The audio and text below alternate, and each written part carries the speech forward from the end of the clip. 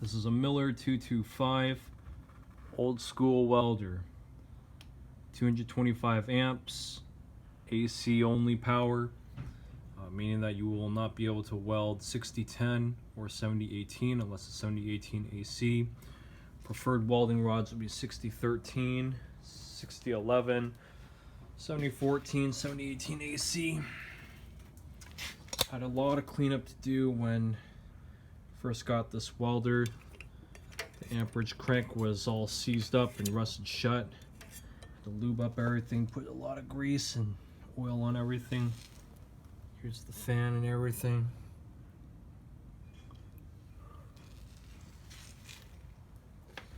"220 volts of power of VAC. This right here is an 8 gauge 8.3 SOOW cable. Service. It is jacketed on the inside and outside, oil resistant, weather resistant. And we'll take another video of showing the welder in action.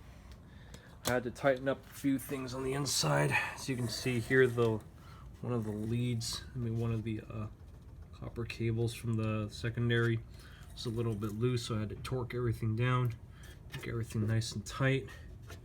We'll see how everything works in just a minute here. This time I'll go ahead and give a demonstration of just how powerful that fan is, and then we'll burn some rod in just a minute. Plug this in here.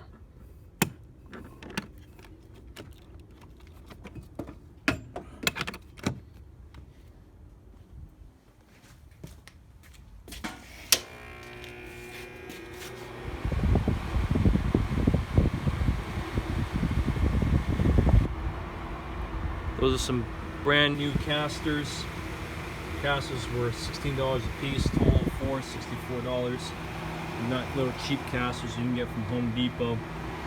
They are a polyurethane rubber mix, so they'll ride smooth for rubber, but they have the durability of polyurethane. So this is a beefed up welder, what you see here. Next video we will show you with the cover on, with the handles and everything. Nice big fat leads, 1 gauge cable with brand new stinger and ground clamp as well. Miller 225.